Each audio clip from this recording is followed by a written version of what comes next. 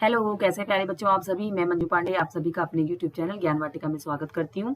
बच्चों, अगर आप हमारे इस चैनल पर नए हैं तो प्लीज पहले हमारे इस चैनल को सब्सक्राइब कर दीजिए और बेल आइकन के बटन को प्रेस करना मत भूलिएगा, जिससे मेरी आने वाली वीडियो की नोटिफिकेशन सबसे पहले आप तक पहुंचे। बच्चों, आज हम करेंगे कबीर की साखियां पाठ के प्रश्न और अभ्यास। ये इसका पार्ट 2 है। इसका बच्चों मैं पार्ट 1 पहले बना चुकी हूँ। उसमें मैंने कबीर की जो साखियां हैं उसमें कबीर दास जी के जीवन चरित्र के बारे में और उन साखियों का मैंने विस्तार से अर्थ बताया है। तो उस वीडियो का आपके कबीर दास की साखियां पार्ट 1 इसका लिंक आपको इस वीडियो के डिस्क्रिप्शन बॉक्स में मिल जाएगा। आप वहां से देख लीजिएगा। उसमें बहुत ही अच्छे ढंग से आपको उसका अर्थ बताया गया है और अर्थ उसके साथ साथ साखियों के साथ साथ उनका अर्थ लिखा हुआ भी गया है। तो आप वहां से देख लीजिएगा। और अब हम करते हैं इस पाठ के अभ्यास। तो चलिए, पहला है हमारा पाठ से। तलवार का महत्व होता है, म्यान का नहीं। उक्त उदाहरण से कबीर क्या कहना चाहते हैं, स्पष्ट कीजिए। तो उत्तर है बच्चों इसका, तलवार का महत्व होता है, म्यान का नहीं। उक्त उदाहरण से कबीर यह कहना चाहते हैं कि जिस प्रकार एक योद्धा के लिए म्यान में पड़ी हुई तलवार का महत्व होता है, म्यान का नहीं, उसी प्रकार हमें असली चीज की कद्र करनी चाहिए, न कि दिखावटी वस्तु की। ठीक इसी प्रकार किसी व्यक्ति की पहचान उसके ज्ञान और उसकी काबिलियत के अनुसार तय होनी चाहिए, न कि उसके कुल, जाति, धर्म आदि के द्वारा। जिस प्रकार बच्चों अगर म्यान बाहर से दिखने में बहुत सुंदर है, लेकिन उसके अंदर जो तलवार है, अगर उस तलवार में धार नहीं है तो उस तलवार का कोई मोल नहीं है। तलवार का मोल म्यान से नहीं होता, तलवार का मोल उसकी धार से होता है। तो इसी प्रकार व्यक्ति के गुणों की उसकी जो काबिलियत है उसका अंदाजा उसके गुणों से होना चाहिए, उसके कुल, जाति, धर्म के अनुसार नहीं होना चाहिए। इसके माध्यम से कबीरदास जी ने इस साखी के माध्यम से यह बताने का प्रयास किया है। पाठ की तीसरी साखी जिसकी एक पंक्ति है, मनुआ तो दहु दिसि फिरै, यह तो सुमरन नाहि के द्वारा। कबीर क्या कहना चाहते हैं? तो इसका उत्तर है बच्चों, कबीर दास जी इस पंक्ति के द्वारा यह कहना चाहते हैं कि हमें भगवान का स्मरण एकाग्रचित्त होकर करना चाहिए। इस साखी के द्वारा कबीर केवल माला फेरकर ईश्वर की उपासना करने को ढोंग बताते हैं। कबीर कहते हैं कि जब हमारा मन एकाग्र नहीं होता है, वह भौतिक जगत में भटका रहता है, तो चाहे हम घंटों बैठकर माला फेरते रहें, हमें ईश्वर की प्राप्ति नहीं हो सकती है। कबीर घास की निंदा करने से क्यों मना करते हैं? पढ़े हुए दोहे के आधार पर स्पष्ट कीजिए।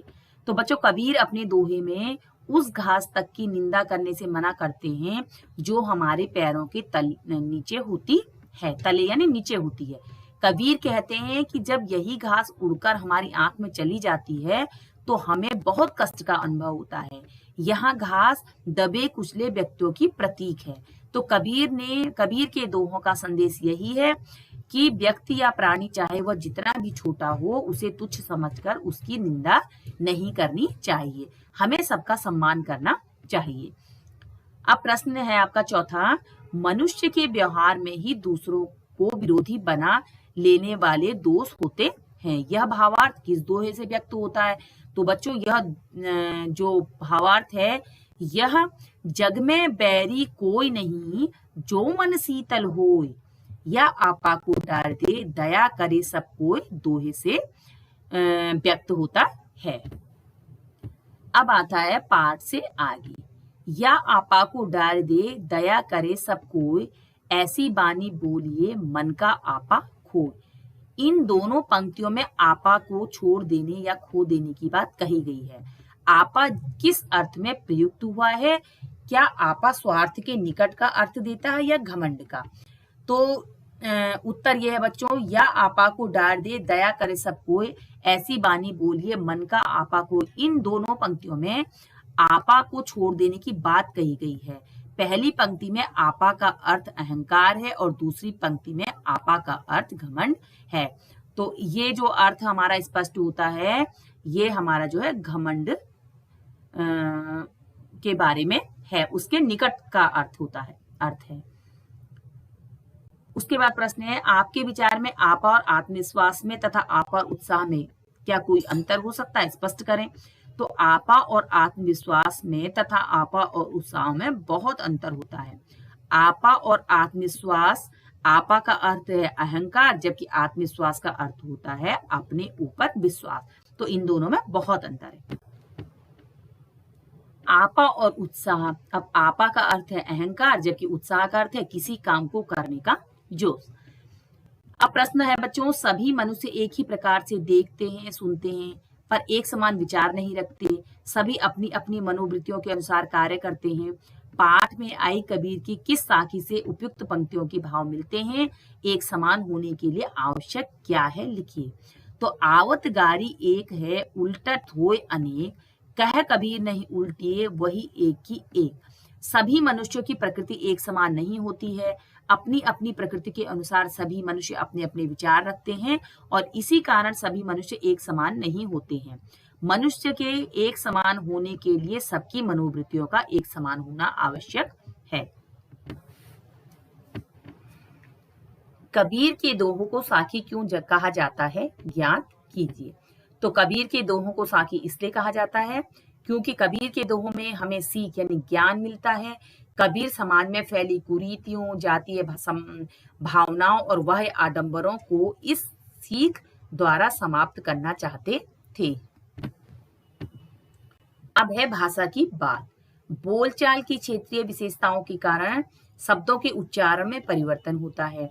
जैसे वाणी शब्द बानी बन जाता है, मन से मनवा या मनुआ आदि हो जाता है। उच्चारण के परिवर्तन से वर्तनी भी बदल जाती है। नीचे कुछ शब्द दिए गए हैं, उनका वह रूप लिखिए जिससे आपका परिचय हो। अब बच्चों देखिए, पहला है ज्ञान, ज्ञान का हो जाएगा ज्ञान, और जीभ का जीभिका जीभ, पाँव का पाँव, तलिका तले, आँखी का आँख और बड़ी का बड़ी। एक बार दोबारा देख लीजिए इसे। इन शब्दों का हमको लिखना है। देखिए, ज्ञान ज्ञान का हो जाएगा ज्ञान, जीभ का हो जाएगा जीभ, पाँव का पाँव, तलिका तले, आँखी का आँख और बड़ी का बड़ी। तो बच्चों, कैसी लगी आपको मेरी ये वीडियो? अगर आपको मेरी ये वीडियो पसंद आई हो तो मेरी इस वीडियो को लाइक, शेयर और हमारे चैनल को सब्सक्राइब अवश्य कीजिएगा। तब तक के लिए गुड बाय।